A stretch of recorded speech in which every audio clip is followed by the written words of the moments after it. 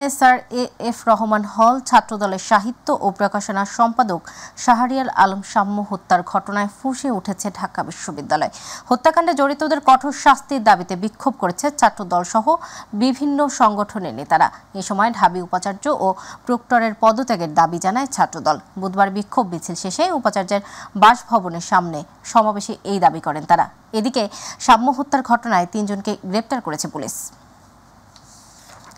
ঢাকা বিশ্ববিদ্যালয়ের sir A F Rahman হল শাখা ছাত্রদলের সাহিত্য ও প্রকাশনা সম্পাদক শাহরিয়ার আলম শাম্মু হত্যাকাণ্ডের ঘটনায় বিক্ষোভ মিছিল ও সমাবেশ হয়েছে জাহাঙ্গীরনগর বিশ্ববিদ্যালয়ে। দুপুরে জাবি শাখা ছাত্রদলের নেতাকর্মীরা বিশ্ববিদ্যালয়ের টিএসসির সামনে থেকে বিক্ষোভ মিছিল নিয়ে বিশ্ববিদ্যালয়ের বিভিন্ন সড়ক প্রদক্ষিণ করে কেন্দ্রীয় শহীদ মিনারের সামনে গিয়ে সমাবেশ করেন। সংক্ষিপ্ত সমাবেশ থেকে ছাত্রদলের নেতাকর্মীরা শাহরিয়ার আলম শাম্মু হত্যার সাথে জড়িতদের চিহ্নিত করে দ্রুততম সময়ের মধ্যে আইনের আওতায় আনার দাবি জানান। শাহরিয়ার আলম শাম্মুকে সন্ত্রাসীরা এবং দুর্বৃত্তরা নির্মমভাবে ছুরিকাঘাত করে হত্যা করেছে। জগন্নাথ বিশ্ববিদ্যালয়ের শিক্ষার্থীদের লং মার্চ টু যমুনা কর্মসূচিতে লাঠিচার্জ, সাউন্ড গ্রেনেড ও টিয়ারশেল নিক্ষেপের ঘটনা ঘটেছে। দুপুরে ক্যাম্পাস থেকে শিক্ষার্থীরা মিলে ৩ দাবিতে প্রধান উপদেষ্টার কার্যালয়ে যমুনা অভিমুখে যাত্রা করে। কাকরাইল মোড় পৌঁছালে সেখানে পুলিশি বাধার মুখে পড়েন তারা। পরে আন্দোলনরত শিক্ষার্থী ও শিক্ষকরা কাকরাইল মোড়ে গিয়ে সড়ক অবরোধ করে বসে পড়েন। এস.এম. আরিফের রিপোর্ট। আবাসন ভাতা, প্রস্তাবিত পূর্ণাঙ্গ বাজেট অনুমোদন সহ ৩ দফা দাবিতে জগন্নাথ বিশ্ববিদ্যালয়ের ৭১-এর গণহত্যা ভাস্কর্য চত্বরের সামনে থেকে দুপুরে প্রধান উপদেষ্টার বাসভবন যমুনার উদ্দেশ্যে লং মার্চ শুরু করেন বিশ্ববিদ্যালয়টির শিক্ষার্থীরা। লং মার্চটি কাকরাইল মসজিদের সামনে আসলে পুলিশি বাধার মুখে পড়ে। পুলিশের ব্যারিকেড ভেঙে শিক্ষার্থীরা যমুনার দিকে যাওয়ার চেষ্টা করলে পরিস্থিতি নিয়ন্ত্রণে লাঠিচার্জ ও কাঁদানে গ্যাস ব্যবহার করে আইনশৃঙ্খলা বাহিনী। আজকে আমরা শান্তিপূর্ণভাবে যমুনায় অবস্থান নিতে যাচ্ছি, কোনো মারপিট করার জন্য যায় না, আমাদেরকে মেরে দিল, টিয়ারশেল মারল, সাউন্ড গ্রেনেড, এই সাহস কোথায় ভাই? অনেক আহত আছেন, কেন পুলিশ অতর্কিতভাবে হামলা করলো এটার কারণ আমি এখনো খুঁজে পাচ্ছি না। আমাদের এই দাবি আদায় না হওয়া পর্যন্ত আমরা এখানে অবস্থান করব, কারণ এখানে আমাদের অস্তিত্ব লড়াই। পরে কাকরাইল মসজিদের সামনে অবস্থান নেয় শিক্ষার্থীরা, যোগদান শিক্ষকরাও। দাবি আদায় না হওয়া পর্যন্ত রাজপথ না ছাড়ার ঘোষণা দেন তারা। অতর্কিতভাবে গ্রেনেড এবং হামলা চালায়, লাঠিচার্জ করে। আমার অনেক ভাইয়েরা আহত হয়েছে, আমার শিক্ষকরা, আমার গুরু, আমার শিক্ষকরা আহত হয়েছে। ভাই, আমাদের রক্তের উপর দাঁড়িয়ে আমাদের উপর আন্দোলনে, শান্তিপূর্ণ আন্দোলনে এই পারমিশন এদের কে দিয়েছে? যে পুলিশ সদস্যরা আমার নিরীহ শিক্ষার্থীদের উপর এবং আমাদের শিক্ষকদের সাথে অসদাচরণ করেছে তাদের চিহ্নিত করে দৃষ্টান্তমূলক শাস্তির আওতায় আনতে হবে এবং সেই ঘোষণা এখানে দিতে হবে। এটা হলো প্রথম দাবি। আর এর সাথে আনুষঙ্গিক আমাদের যে 3টি দাবি নিয়ে আমরা এখানে এসেছিলাম, সেই 3টি দাবি তো আছেই। সরকারের পক্ষ থেকে সুস্পষ্ট বক্তব্য আসতে হবে। লং মার্চে পুলিশের সাথে সংঘর্ষের ঘটনায় প্রায় অর্ধশত ছাত্র শিক্ষক আহত হয়েছেন বলে দাবি করেছেন আন্দোলনকারীরা। S M. Arif, my TV, Dhaka. এক দফা দাবিতে রাজধানী শাহবাগ মোড় অবরোধ করেছেন ডিপ্লোমা ইন নার্সিং ও মিড ওয়াইফারি শিক্ষার্থীরা। দুপুর 2:30টার পর বৃষ্টি উপেক্ষা করে তারা শাহবাগ অবরোধ করেন। এতে বন্ধ হয়ে যায় যান চলাচল, সৃষ্টি হয় তীব্র যানজট, ফলে দুর্ভোগে পড়েন সাধারণ মানুষ। এর আগে সকালে কেন্দ্রীয় শহীদ মিনারে জড়ো হন দেশের বিভিন্ন জেলা থেকে আসা শিক্ষার্থীরা। আন্দোলনকারীরা জানান, এইচএসসি পাশের পর 3 বছর মেয়াদী ডিপ্লোমা ইন মিড ওয়াইফারি কোর্স সম্পূর্ণ করার পরও তাদের ডিগ্রি সমমান দেওয়া হচ্ছে না, অথচ জাতীয় বিশ্ববিদ্যালয়ের অধীনে এইচএসসি পরবর্তী 3 বছর মেয়াদী ডিগ্রি কোর্সের শিক্ষার্থীরা ডিগ্রি স্বীকৃতি পান। এতে ডিপ্লোমা নার্সিং শিক্ষার্থীদের সঙ্গে তাদের বৈষম্য সৃষ্টি হচ্ছে বলে তারা অভিযোগ করেন।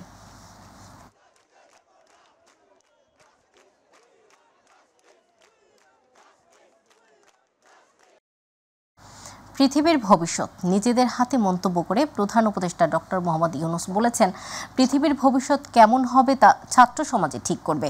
চট্টগ্রাম বিশ্ববিদ্যালয়ের সমাবর্তন বক্তৃতায় শিক্ষার্থীদের গবেষণার মাধ্যমে পুরো বিশ্বকে নিজেদের আয়ত্তে রাখার পরামর্শও দিয়েছেন তিনি।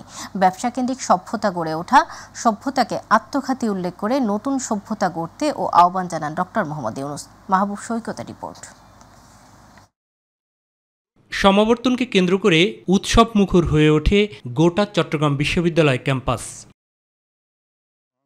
আনুষ্ঠানিকতা শেষে সমাবর্তন বক্তব্যের শুরুতেই বিশ্ববিদ্যালয় শিক্ষকতাকালীন সময়ের স্মৃতিচারণ করেন প্রধান উপদেষ্টা। আমার জন্য যেটা যে আমি বিশ্ববিদ্যালয়ে এসেছিলাম 72 সালে, তখন বিশ্ববিদ্যালয়ের সবে যাত্রা শুরু।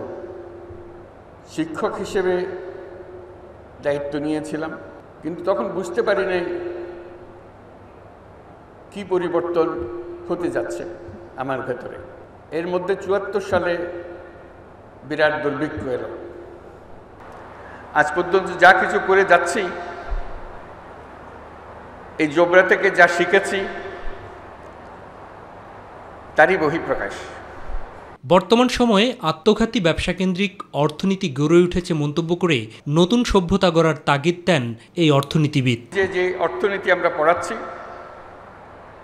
এই অর্থনীতি ব্যবসার অর্থনীতি, মানুষের অর্থনীতি না। যে কোনো অর্থনীতিবিদ্যা যদি শুরু করতে হয় মানুষকে দিয়ে শুরু করতে হবে, ব্যবসাকে দিয়ে না। আজকে যে শুরুটা হলো, সেই শুরুটাই আমাদেরকে ভুল পথে নিয়ে গেল। আমরা এক ব্যবসা কেন্দ্রিক সভ্যতা গড়ে তুললাম। আমরা এই সভ্যতা আত্মঘাতী সভ্যতা, এটা টিকবে না। নতুন পৃথিবী গড়তে গবেষণার উপর জোর দিতে শিক্ষক এবং শিক্ষার্থীদের প্রতি আহ্বান জানান শান্তিতে নোবেলজয়ী এই অর্থনীতিবিদ। এই বিশ্ববিদ্যালয়ের জন্য সবসময় এটা স্মরণ রেখে তার পাঠদান কর্মসূচি, তার গবেষণা কর্মসূচি শিক্ষকদের এবং ছাত্রদের জন্য যে চালু রাখে, যে আমরা শুধু খণ্ডিত বিষয়ে গবেষণা করার জন্য নিয়োজিত নই। আমরা এই প্রত্যেকটি গবেষণার পেছনে একটি আমাদের উদ্দেশ্য, সমস্ত বিশ্বকে আমাদের মনের মতো করে সাজানোর জন্য, মনের মতো করে বানানোর জন্য। আমাদের যদি সেই লক্ষ্য না থাকে, তাহলে এগুলো গন্তব্যবিহীন গবেষণা, গন্তব্যবিহীন শিক্ষাতে পরিণত হবে। আগামী পৃথিবী কেমন হবে তা শিক্ষার্থীরাই ঠিক করবে বলেও মন্তব্য করেন ডক্টর মোহাম্মদ ইউনুস। আমরা যে ধরনের বিশ্ব গড়তে চাই, সেই বিশ্ব গড়ার ক্ষমতা আমাদের আছে, সকল মানুষেরই আছে। কিন্তু আমরা গতবাঁধা পথে চলে যাই বলে আর নতুন পৃথিবীর কথা আমরা চিন্তা করি না। এবং আশা করি আমরা সবাই চেষ্টা করব যে পৃথিবীর ভবিষ্যৎ আমাদের নিজেদের প্রত্যেকের হাতে। আমরা যেভাবে বিশ্ব গড়তে চাই সেভাবেই বিশ্ব গড়তে পারি। পঞ্চম সমাবর্তন অনুষ্ঠানে চট্টগ্রাম বিশ্ববিদ্যালয়ের পক্ষ থেকে ডক্টর মোহাম্মদ ইউনুসকে ডিলিট ডিগ্রি প্রদান করা হয়। মাহবুব সৈকত, মাই টিভি, চট্টগ্রাম। চট্টগ্রাম বন্দরকে বাদ দিয়ে দেশের অর্থনীতির নতুন পথ খোলা সম্ভব নয় বলে জানিয়েছেন অন্তর্বর্তী সরকারের প্রধান উপদেষ্টা ডক্টর মোহাম্মদ ইউনুস। সকালে চট্টগ্রাম বন্দর পরিদর্শনকালে দেয়া এক বক্তব্যে তিনি কথা বলেন। চট্টগ্রাম বন্দরকে দেশের অর্থনীতির হৃৎপিণ্ড উল্লেখ করে তিনি বলেন, চট্টগ্রাম বন্দরকে বাদ দিয়ে বাংলাদেশের অর্থনীতির নতুন পথ খোলা সম্ভব না। এ সময় চট্টগ্রাম বন্দরের কর্মক্ষমতা বৃদ্ধি করতে বিদেশিদের সম্পৃক্ত করার পরামর্শ দেন তিনি। পরে কালুরঘাটে কর্ণফুলী নদীর উপর রেলসহ সড়ক সেতু নির্মাণ কাজ উদ্বোধন করেন ডক্টর ইউনুস। এর আগে সকাল 9:15টার দিকে চট্টগ্রাম পৌঁছান প্রধান উপদেষ্টা। অন্তর্বর্তী সরকারের প্রধান উপদেষ্টার দায়িত্ব নেয়ার পর প্রথমবারের মতো চট্টগ্রাম সফর করেছেন ডক্টর ইউনুস।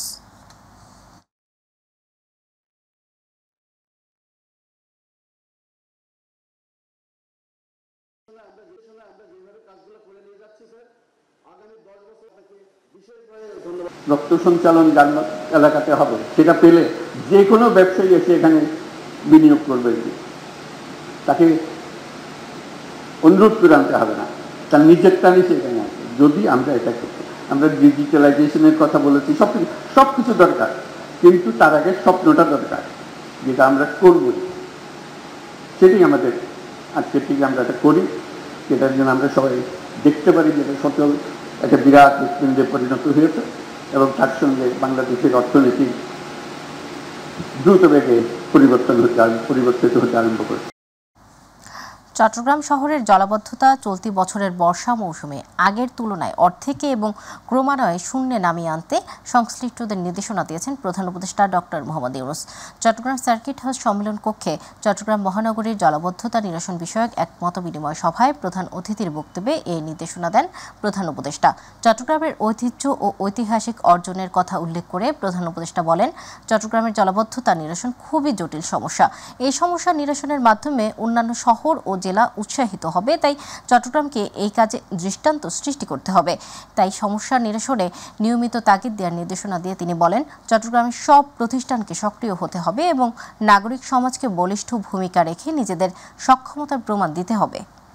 এটা আমাদের সমবেত সমস্যা, আমাদের সবাইকে মিলে এটা সমাধান করতে হবে।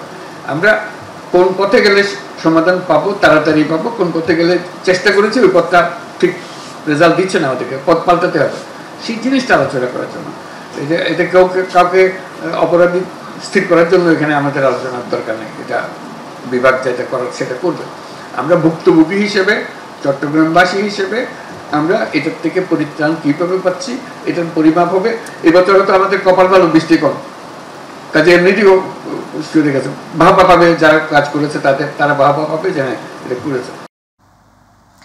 রাজনৈতিক দল হিসেবে নিবন্ধন ও দলীয় প্রতীক ফিরে পেতে জামায়াতে ইসলামের করা আপিল মামলার রায় ঘোষণা হবে আগামী 1 জুন।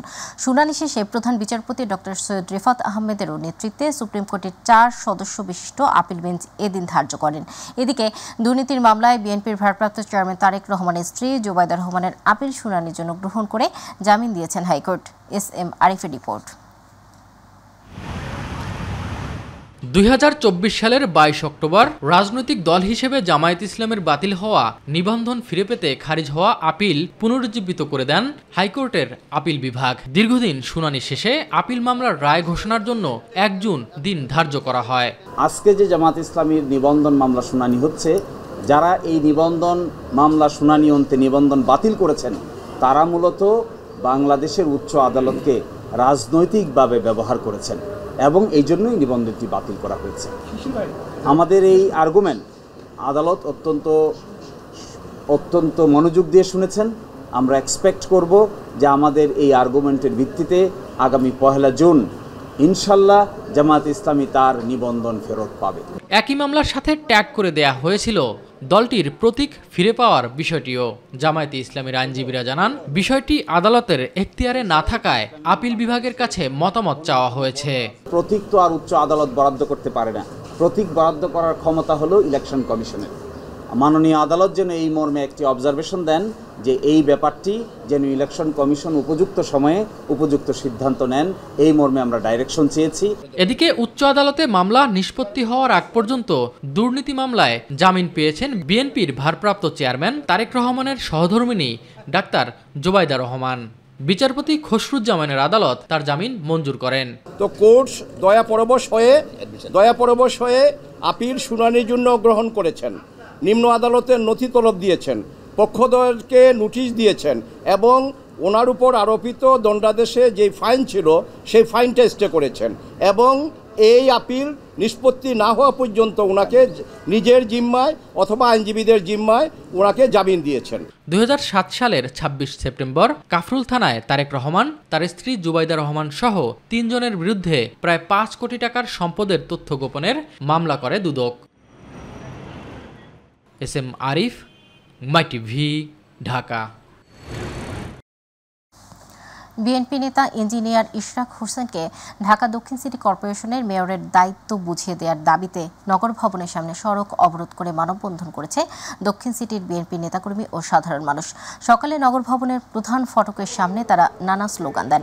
তারা জানান, আদালতের রায় ও রায়ের বিরুদ্ধে নির্বাচন কমিশন উচ্চ আদালতে আপিল না করার পরেও শুধুমাত্র সরকারের অবহেলায় মেয়র পদে দায়িত্ব নিতে পারছেন না ইশরাক হোসেন। এতে সিটি কর্পোরেশনের নানা সেবা ও সুযোগ সুবিধা থেকে বঞ্চিত হচ্ছেন সাধারণ মানুষ।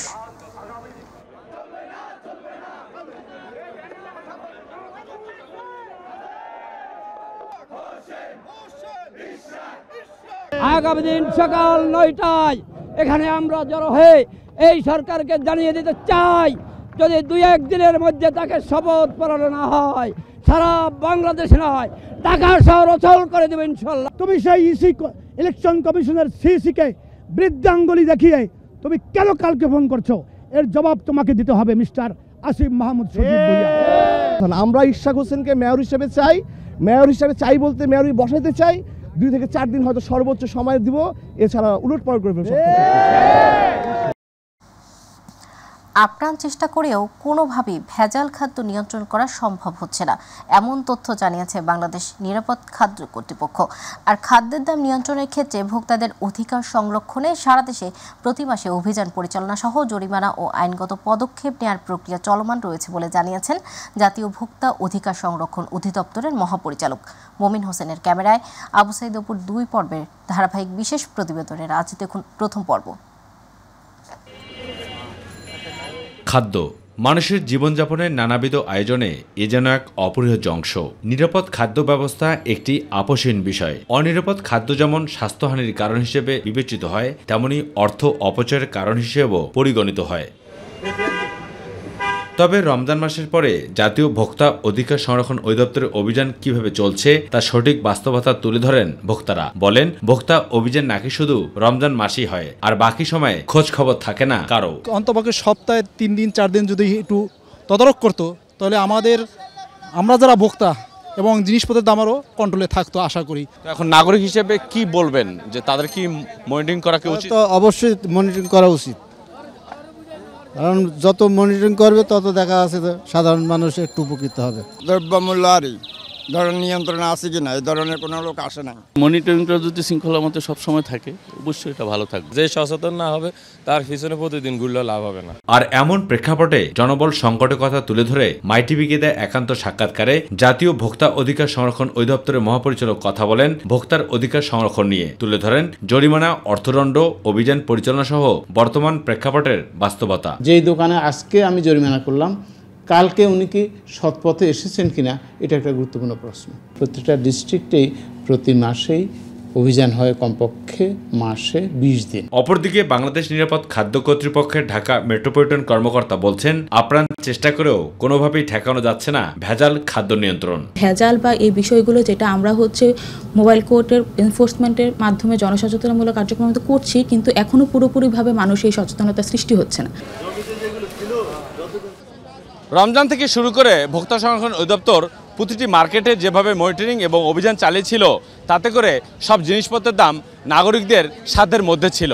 কিন্তু রমজান চলে যাওয়ার পরপরই ভোক্তা সংরক্ষণ অধিদপ্তরের যে দায়িত্ব পালন করার কথা মাঠ পর্যায়ে, তা অনেকটাই থেকে গেছে অধরাই। তবে এটি যদি পুরোপুরি পালন করা হয়, তাহলে সাধারণ নাগরিকরা তাদের সাধ্যমতো নিত্য প্রয়োজনীয় জিনিসপত্র ক্রয় করতে পারবেন।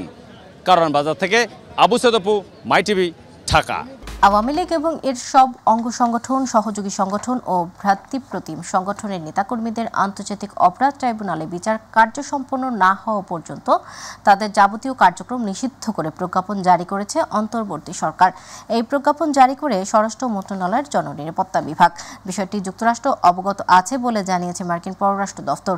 এ তথ্য জানিয়ে মার্কিন পররাষ্ট্র দফতরের উপমুখপাত্র টমি পিকট বলেন, গণতান্ত্রিক প্রক্রিয়া ও মত প্রকাশের স্বাধীনতাকে সমর্থন করে যুক্তরাষ্ট্র। ওয়াশিংটন ডিসিতে নিয়মিত ব্রিফিংয়ে আওয়ামী লীগের কার্যক্রম নিষিদ্ধ করা নিয়ে একজন সাংবাদিক যুক্তরাষ্ট্রের মতামত জানতে চাইলে তিনি এসব মন্তব্য করেন। So what I can say on this is that we are aware that the interim government has banned the Awami League from all political activities until a special tribunal for the party and its leaders concludes. We do not support any one political party in Bangladesh over another. We support a free and democratic process, as well as fair and transparent legal processes for all individuals. We urge all countries, including Bangladesh, to respect the freedoms of expression, peaceful assembly, and association for all. এবারে আমাদের কৃষি।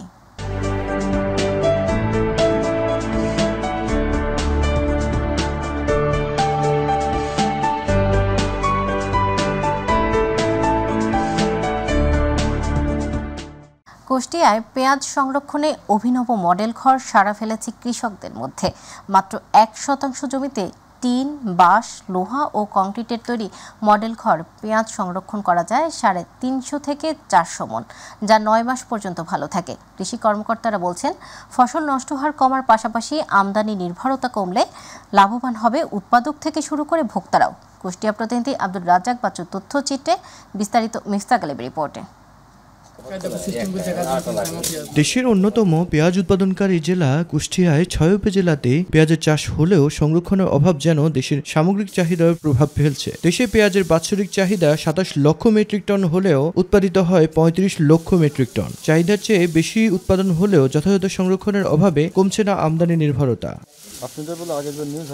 কুষ্টিয়ায় পেঁয়াজ সংরক্ষণে অভিনব model ঘর সাড়া ফেলছে কৃষকদের মধ্যে। মাত্র ১% জমিতে টিন, লোহা, বাঁশ ও কনক্রিটের তৈরি মডেল ঘরে পেঁয়াজ সংরক্ষণ করা যায় ৩০০ থেকে ৪০০ মণ, যা ৯ মাস পর্যন্ত সংরক্ষণের সুবিধা পাওয়ায় খুশি কৃষকরা। সরকার আমাদের এই ঘরটা দিয়াই আমরা এখন পেঁয়াজটা সংরক্ষণ করতে পারতেছি ভালো। পেঁয়াজের ভিতরকার অবস্থা এত সুন্দর যে একটা পেঁয়াজে কোনো পছন্দ নেই। এই ঘর নিতে কোনো টাকা পয়সা লাগে না। এই ঘর পেয়ে চাষিরা খুবই উপকৃত হচ্ছে। সংরক্ষিত পেঁয়াজের গুণগত মান অটুট থাকায় ন্যায্য দাম পাওয়ার আশা করছেন এসব কৃষক। পেঁয়াজ রসুন এটা নষ্ট হয় না, পছন্দ ধরে না, এটা লং টাইম রাখা যায়, সিজনের শেষ পর্যন্ত ঠিকভাবে রাখা যায়। এখানে রাখাতে তাতে পছন্দ কম হচ্ছে, তাতে সুবিধা হচ্ছে আমাদের। এখন এই রাখার কারণে আমরা আজকে ১৮০০-২০০০ টাকা বাজার মূল্য পাচ্ছি। মৌসুমে উৎপাদিত পেঁয়াজ সারা বছর সংরক্ষণে ২ উপজেলায় এখন পর্যন্ত ৩৫টি মডেল ঘর তৈরিতে সহায়তা করছে বলে জানান কৃষি বিপণন অধিদপ্তর। সারা দেশে আমরা গতবার যে পেঁয়াজ ঘরগুলো করছিলাম তাতে আমাদের কুমারখালীতে ছিল 15টা।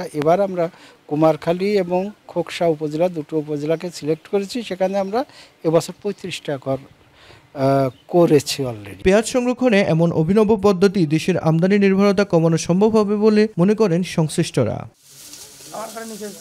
মিফতাক আলী, মাই টিভি।